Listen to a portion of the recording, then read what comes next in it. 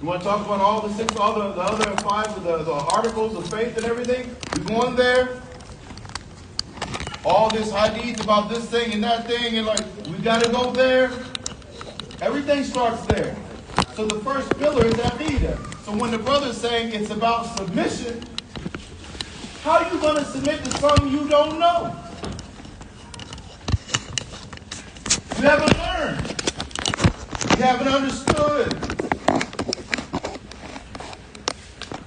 You can't. And this is the first problem that a brand new Muslim is going to run into. Because, like, brother, what are you talking about Muslim? I'm done. I took my Shahada. No, beloved, you just started. It's Shaitan that's telling you you're done. You ain't done. You just started. That's kind of like you showed up at the race and you like, where's my trophy? Hey, baby, you just showed up at the race. Alhamdulillah, you on the track. Alhamdulillah, you got to the starting line. We're glad you're here. May Allah bless you. But you got to run the race now. You can't stand on the starting line looking for the trophy. That don't make no sense. You with me? So now this process of submitting, just like the brother said, right? He said you got to submit your will. He said you have to obey. This is all correct. Based on the word itself. Islam, if you look it up in a dictionary, it's going to say exactly what you said. Submission, obeisance, right? So you now have to subject your will and make it lower than the will of God. That's the whole point. Anything else you try to do after that, if you haven't taken care of this first, because these pillars are in order for a reason. It's not an accident.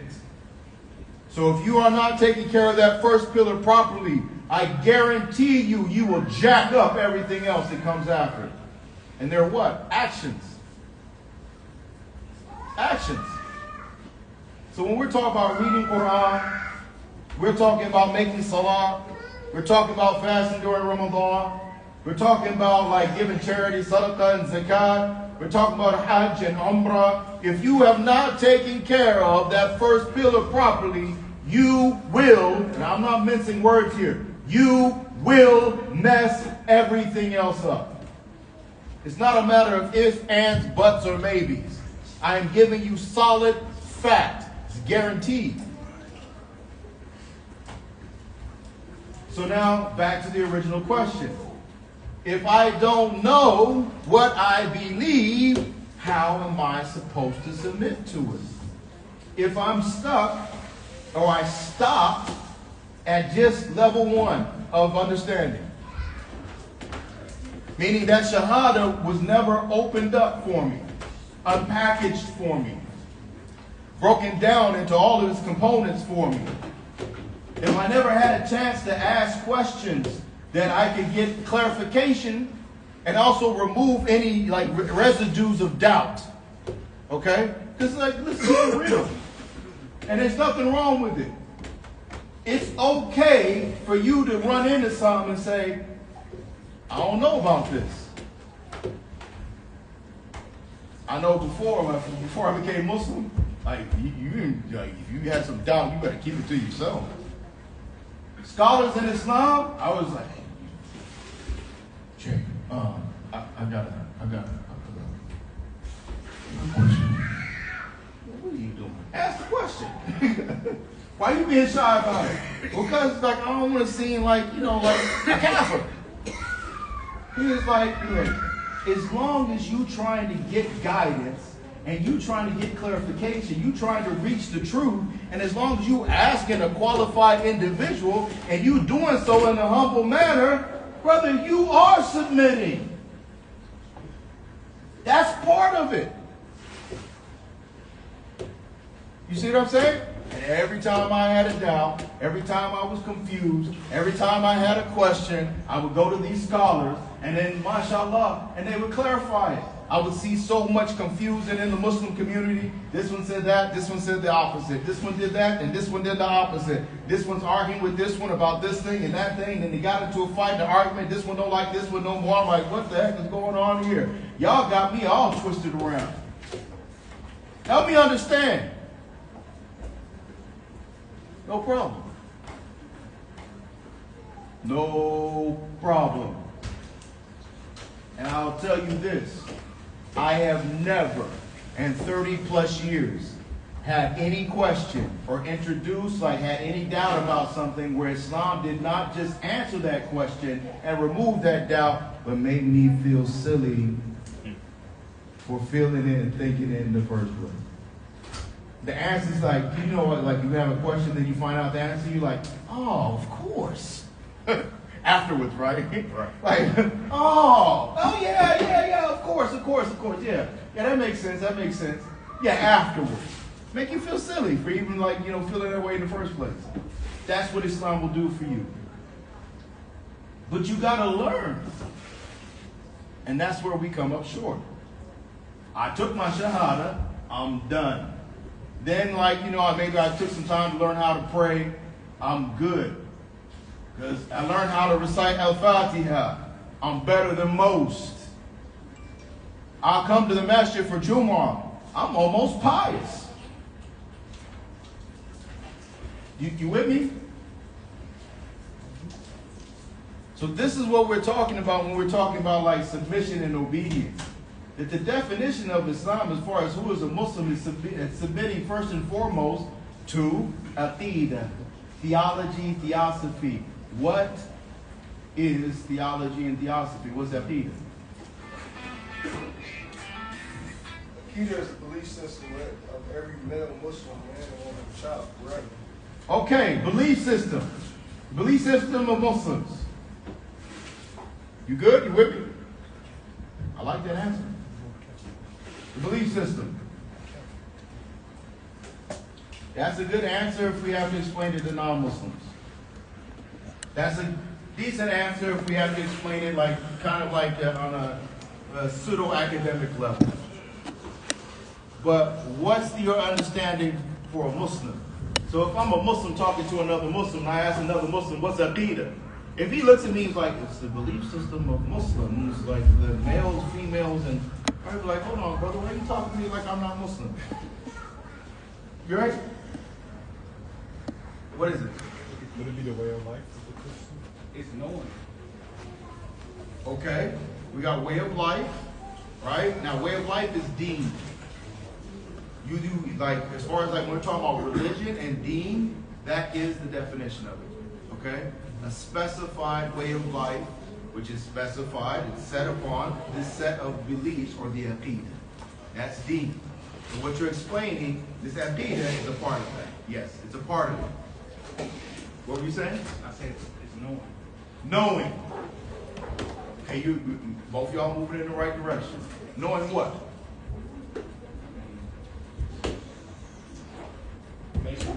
Slow down, think about it. Take your time, think about it. What is it that you want all of us? What are we trying to know? What about the day? Why? So we can worship better. So we know how to worship. But yeah, but why? To praise Allah. Why? So we can go to heaven. Why?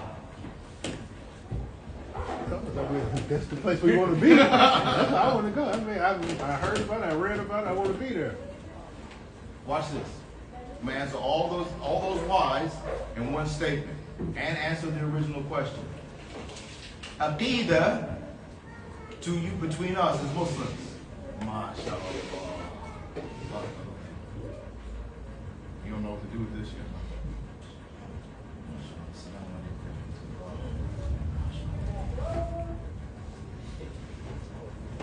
Sit with me. You like to walk to me too?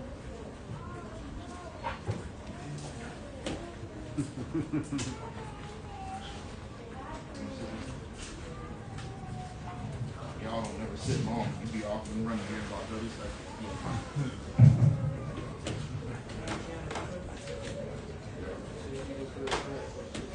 Leave me sit tight.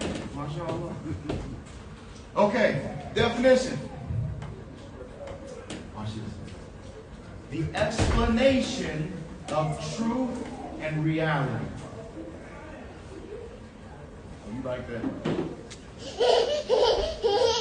What is Aqidah? The explanation of truth and reality. Now I asked you, I said, what are we trying to know? Truth and reality. I asked you, like, why? Why are you trying to go to gym? Because that's the reality of the akhirah. So now all those questions, the answer is all the same. Truth and reality. What's the opposite? Lies and fantasy. So now if you and I don't know what truth and reality is, then what are we living? Lies. And? Fantasy. Okay. Okay. And what is it that gets us into these lies and fantasy and gets us like to where we start thinking like, I'm doing something.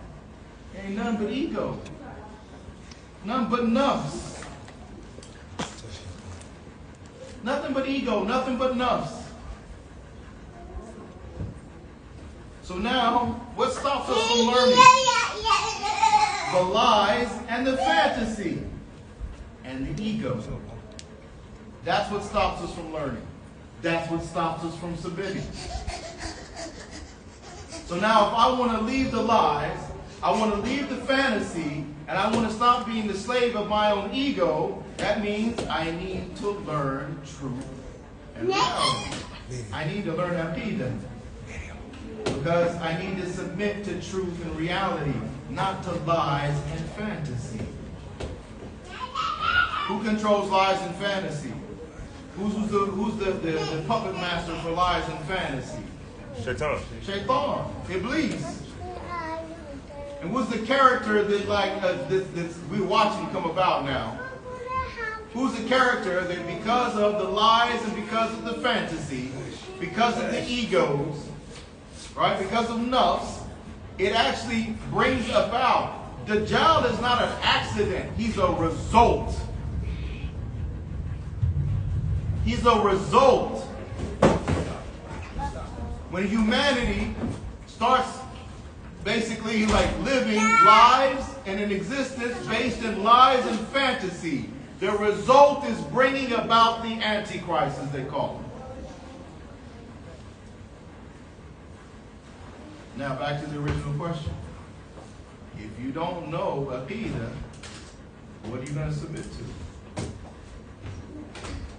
And if I say I don't have time to learn because I'm busy, when people like me hear that, let me tell you how it gets translated. Because we always talk about translations. Translate this and translate that. Let me give you a translation of I'm too busy to learn. I'm so preoccupied, me and my ego, in the lies and the fantasy that I don't have time to submit, to learn and then submit to truth and reality. Do you think that that is an accurate translation? So now we're all the way back to the beginning. What's a Muslim? I can't see because you got the light behind you. You got to step away from that door. So I don't see. Why did you So, did you come up with a definition for Aqidah? Yes, sir. Yourself, or is it the definition that we're supposed to know? I hope you learn it. It's been around for 1,500 years almost. Actually, before that. So according to what is Ahl Sunnah wal Jama'ah? Ahl Sunnah wal Jama'ah. So it says the definition of Aqidah is the belief system. Okay. Right. Now, if I ask you what fiqh is, if I ask you, look. Remember when I asked you what is the definition of Islam? Yeah? If I ask you what is the definition of Islam? Just so we're clear. Well, that's what I'm going to explain to you right now. Okay?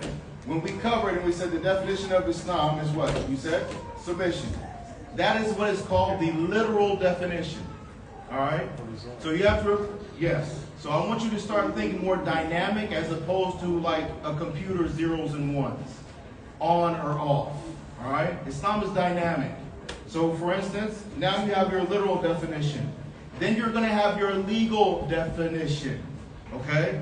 Legal definition means that if I go into an academic setting, I am now going to, if I'm dealing with like non-Muslims academically, And they're going to ask me, now give me an academic definition of Islam. I'm not going to present the literal one, I'm going to present the academic one. Then when I'm dealing with the Muslim community and you're asking what Islam, I'm going to present to you, do you understand what I'm saying? No. Yeah, I see, but it seems like it's separate. So It's not separate. what is the Prophet Muhammad say about Islam's definition of Islam?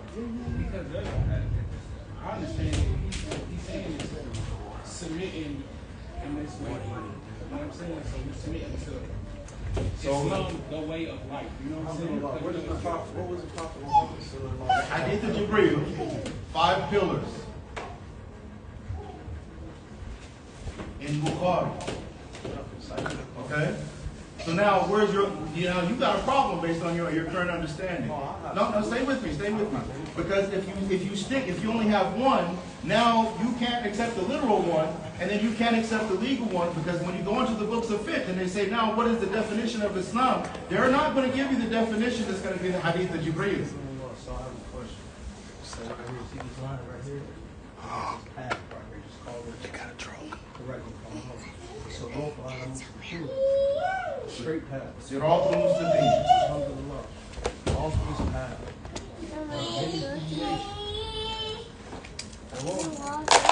One path, correct? Let me ask you a question. All of this path are many deviations. At the end of each of these deviations, the devil calling you to it. They come off of this one path, correct? So if it's one path, how can it be more than one definition? I'm asking. Yeah. Because before you kept saying correct, which was a question, then you said don't answer. I'm saying. So watch correct me this. if I'm wrong. So when you think about this, you get on the highway, it's going in one direction, isn't it? Why is there 4 lanes? They all going in the same direction. Thank you. That's the answer.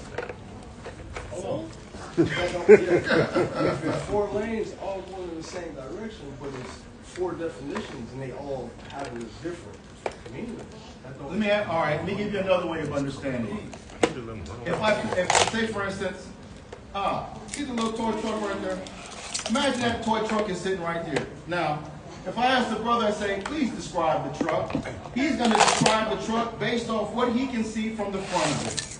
When I describe the truck, I'm looking at the passenger side of the truck. When you see the truck, you see in the back of the truck. When he see the truck, he's seeing the driver's side of the truck. Somebody in the helicopter seeing the truck from the top. Somebody stuck underneath the truck seeing the truck from the bottom. Now, when everybody describes the truck, is anybody wrong? Is anybody wrong? Yes. No. Yes. No. Well, how are they wrong? Because my question is this. Okay, so everybody, they have a different description of the truck, but you have this truck. Is that truck, whether it's from the sky, from the bottom, is it not a yellow dump truck? So if I say it's a yellow dump truck, you say it's a yellow dump truck right there. You say it's a yellow dump truck. We're all talking about the truck isn't the It's a term yellow dump truck. Is that not one? Have you slowed down? Slow down in not one. Habibi, you gotta slow down in your head so that you can understand what I'm putting in front of you. It's my heart. Is it not one? And I'm telling you, I just explained it to you. I just explained it to you, right? The truck is Islam. You understand? No. Nobody ain't saying it ain't anything else. Truck is not Islam. Period. You Yes. can't even see it. I don't know if this will help or not, but the way I see it, right, we're all trying to get closer to Allah, right? So if Allah's right here, everybody's on there, they're trying to get on that straight path. So, like you said, there's many straight paths, right? We're all trying. So let me just finish. But if Allah's talking to you, you may come from a different lifestyle than this person's over here. So he might respond to you differently. So like you said, it's like 3 different meanings depending on who you're talking to. No. See how it's confused? No. It's the same thing, okay? Just like if I say you're a man, am I wrong? No. But you're also a man with a name. But then you're also like a man from a particular place. And then you see what I'm saying? That's what I'm so, saying. and all of that is part of what defines you as an individual. But there are different aspects of what defines you as an individual. And if I leave, if I say that, no, he's only a man. He's a man with no name. He's a man with no background because he can only be a man, and that's all he can be. That's the only way he can be defined. He can only be defined as a man. That's it. You try to tell me anything else, that's unacceptable. I can only see a man. He can't have a name? No, he can't have a name. He can't be a black man living in America? No, he can't be a black man living in America because now you're confusing me because you're giving me too much information. That's what I was trying to say. The Prophet Muhammad was sent to all of mankind. He wasn't sent to one specific race. You're on a whole other thing. I'm saying, I got a question.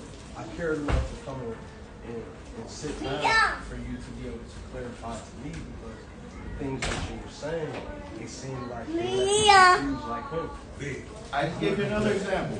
Okay. He's not confused. He actually hit it like he got it. He got it. The first pillar of Islam is what? أشهد أن لا إله إلا الله أشهد أن محمدا عبده ورسوله. Allahu Akbar. Assalamu alaikum. Alaikum salam.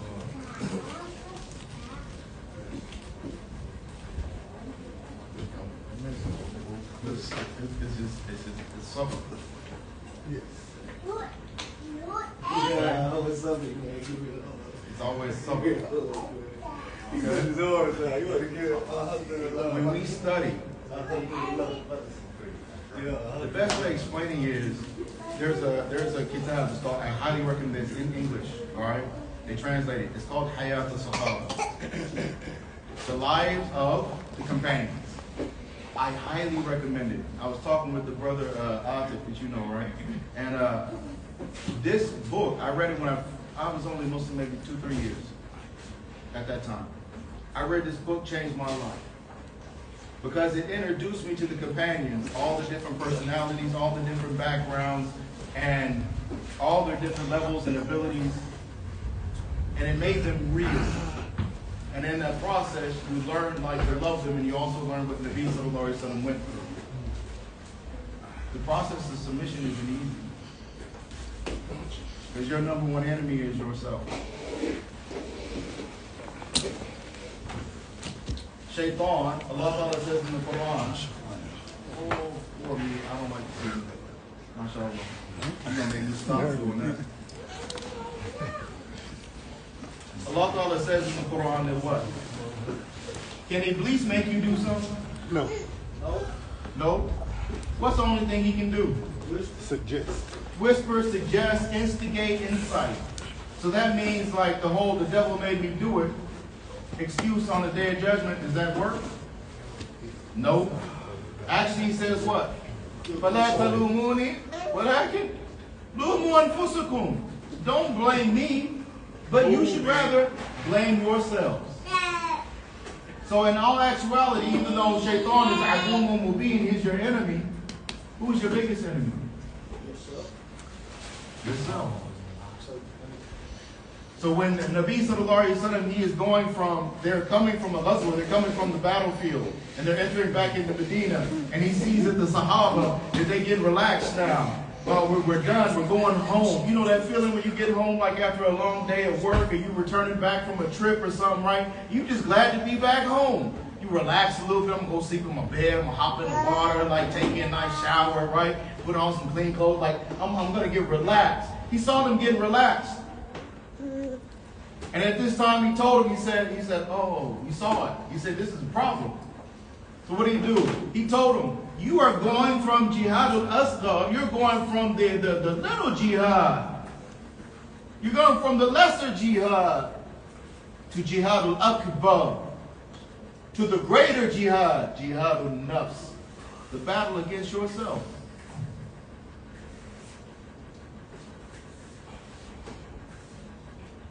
You know how many students I saw in my first class? I was the only student remaining in my class by the end of that first year.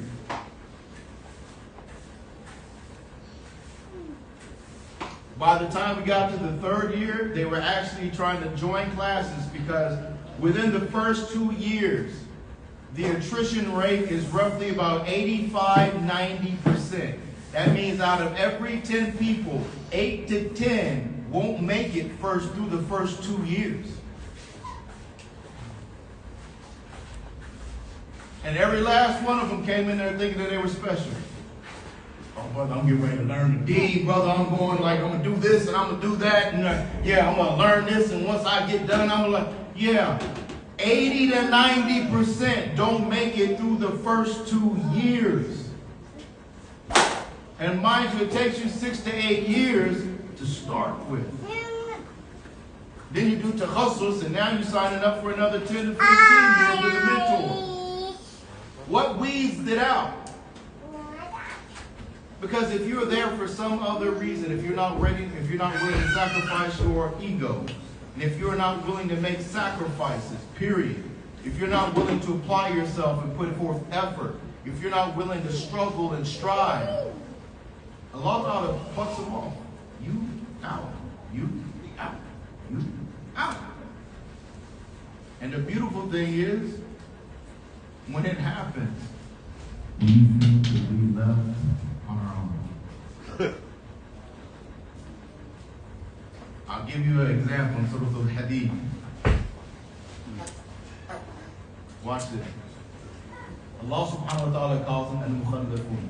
سيقول لك المخلفون من الأعراب شغلتنا أموالنا وأهلنا فاستغفر لنا يقولون بألسنتهم ما ليس في قلوبهم قل فمن يملك لكم من الله شيئا إن أراد بكم ضرا أو أراد بكم نفعا قد كان الله بما تعملون خبيرا. So Allah subhanahu wa ta'ala, they came with excuses with the Nabi sallallahu alaihi wasallam. Yeah, and see, the reason why we didn't go with you out on the battlefield and we didn't like apply ourselves, we weren't willing to make sacrifices and make effort and to give our lives is because of what? What they took? Because of the lies and the fantasy. So they said what? شَغَلَتْنَا أَمْوَالُنَا وَأَهْلُونَا. We were busy with our work and with our families. We were busy with our wealth and our families. So Allah Ta'ala told the Nabi sallallahu alaihi wasallam, this is what they're going to come and tell you. And then Allah Ta'ala said, and Allah calls them al-mukhallafun. They think that they stayed behind by their own choice, but Allah Ta'ala uses in the word in the Arabic. Mukhallafun doesn't mean the ones that stayed behind, it means the ones that were left behind. So those who were left behind, meaning Allah knows what's going on in your heart. How do you know? Because Allah Ta'ala says,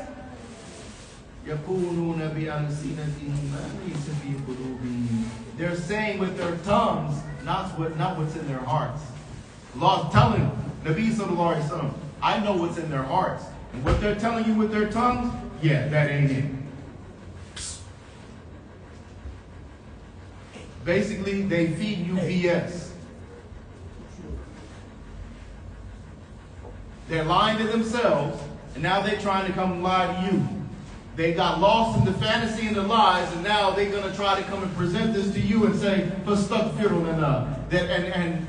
and make dua for us. Ask Allah to forgive us. You see?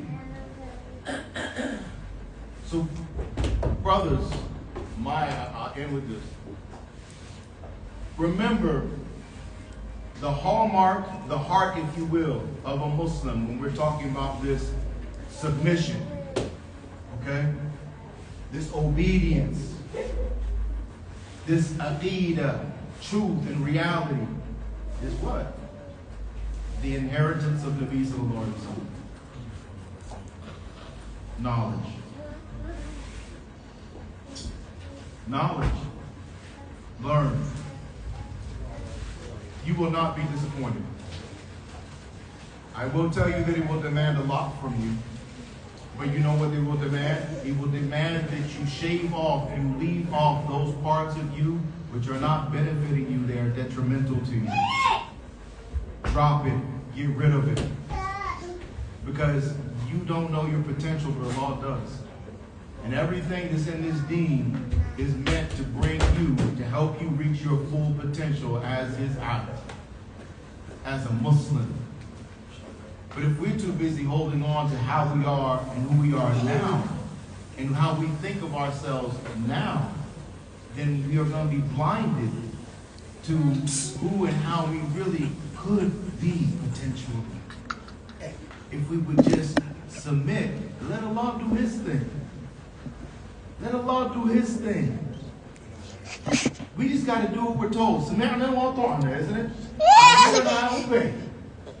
And because we're human, we're going to mess stuff up. That's what we do. Ghufranaka, Allah, forgive us. We're seeking your forgiveness. And watch what Allah will do. I'm telling you, brother, I've been seeing it too many times. I've been experienced it to a certain degree. If you were to see me from 30 years ago, you'd be like, no. This brother knew me 20 plus years ago. No. We came in contact after like a decade plus of, right? And it's like, subhanAllah. Allah does this, man. Okay? You got this potential in you. There's something inside of you, because that's the reason why Allah made you Muslim. You're special. Not the way the ego tells us. Not the way Shaitan tells us. You special the way Allah knows you are. There's something in you. There's a potential that's in you that is yet to reach the surface. Right? That is yet to be realized. And if you just submit and learn, Allah will amaze you. Did you feel amazed when you took your shahada? Yeah. Allah will amaze you. Let Allah amaze you. Just do your part. Sami'na wa ata'na. Learn this deen. Submit your ego. Forget the lies and the fantasies. Run towards truth and reality. You will not disappoint. You will not be disappointed. We are the ones who disappoint Allah. Allah doesn't ever disappoint us. Has Allah ever disappointed you? Think about it. Has Allah ever failed you? Have you ever failed Allah? I have. And how do I fail Allah? Because by default I failed myself. But Allah has never failed me. Ever. Actually, when I get myself into trouble, I get myself into some drama, it's Allah that keeps getting me out of it. All why? Because He loves you that much. That gender that you were talking about, that's where He wants you to be, baby. That's the truth. That's why He made us Muslims. Khair? You got a question, brother? So, I don't know. Hopefully I can express this correctly. Right? So, in today's day, right, when communities, where people move so much, work tends to have you all over the place. Mind you, you have a job that has you traveling all over the place. How does a person navigate that with the learning aspect of things? This is the reason why, for me, the Zoom thing that I was talking about, it speaks to me because I'm all over the place, but I also want to learn, right? I'm at that point where I want to learn to read Arabic. I want to learn. For me, more importantly, I want to understand what I'm reading. That's, to me, the understanding for me is critical at the age and the things that I have on my plate. So for me, going back to it, just to learn the Arabic, memorization, and the learning, if that's not all done together, I feel I'm wasting my time a little bit. And I could be wrong. And I also feel that the program that you said you also have now looked at, so maybe the methodology is there. Maybe Allah has opened up a way for that, because the reality of what you're saying, I get 100%. But it's hard in today's day to, like here, I would love for you to be my teacher. I got you to be. But you leaving soon. I completely understand. My advice is this. Remember, I just said, like, Allah made us Muslim. Okay? So the same one who made us Muslim, He knows our conditions and our situation. Keep making dua. Right? As long as you are sincere, I believe you are, and Allah knows best, right? About whatever's in all of our hearts. Right? Just keep making dua that, Lord, you know I want to learn this deen. And you know I'm facing a lot of challenges. And I'm going to tell you about those challenges. Those challenges are put there. Yeah, I'm going to get to them, inshallah. Those challenges are actually put there for this reason. This has been done over a period of, like, if you think back and go back to where our grandparents and great-grandparents, like, the system is designed so that you can be unified, so that you are too distracted, you are too preoccupied. It is meant to keep you in the system. You are only meant to be a cog. That's the reason why you see that if you can't function within as a cog in the system, it does what? It basically spits you out and don't care about you. Okay? So like it's designed to do this by default. So just remember that, like, yeah, it's hard because now we are in a society, we are in a culture that does not promote learning. It does not promote self-awareness. It does not promote unity and community. It does not promote maturity and growth. It does not promote you reaching your full potential. It does the opposite. It does the exact opposite. It needs to keep you preoccupied, simple-minded, and full of yourself. Because it understands better than we do how to enslave the mind and the heart of the human being.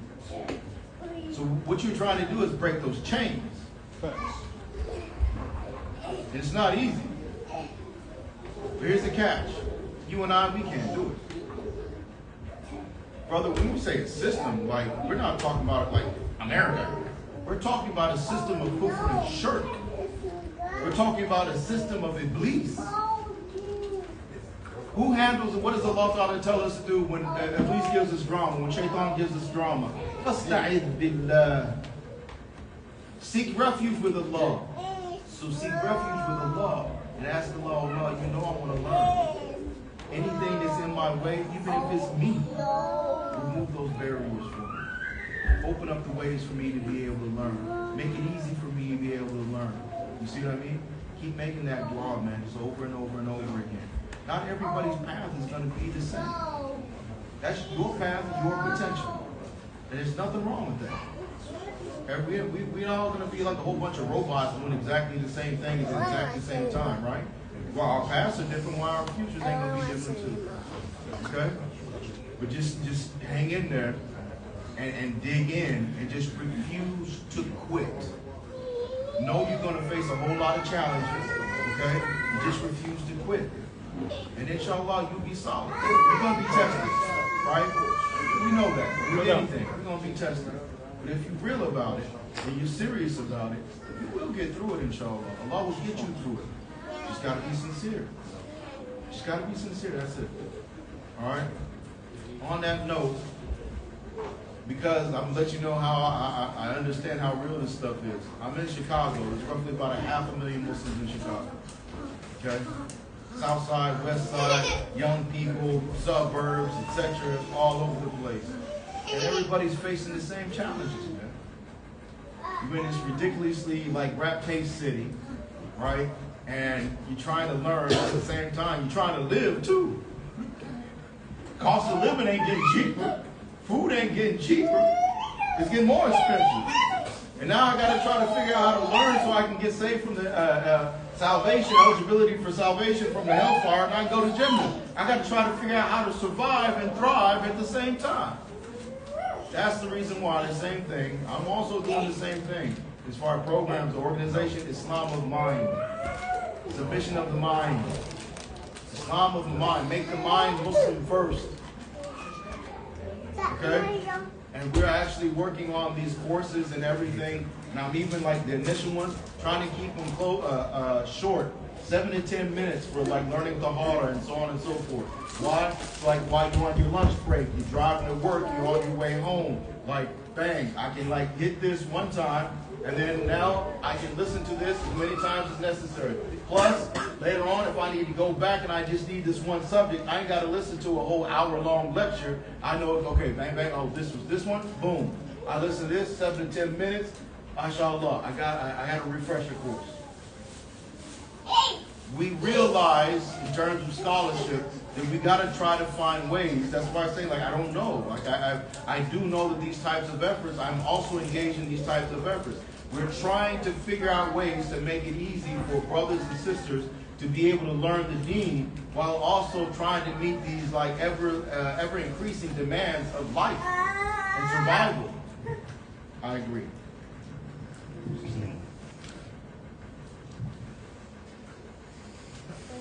The old man said we're done. He just did a mic drop. You see what I'm saying?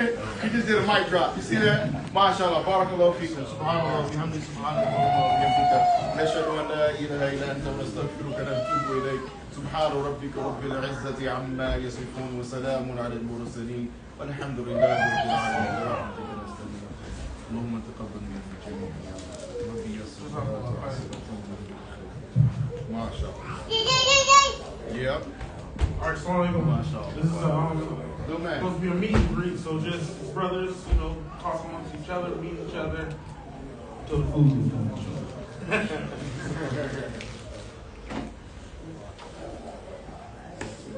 So, submission is the literal definition. Yep. What's the other?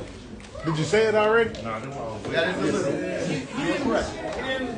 Say it again after the other brother said the thing. No, I understand. That's what I said. Yes. Because we got direct. Want me to stop this? Keep it going.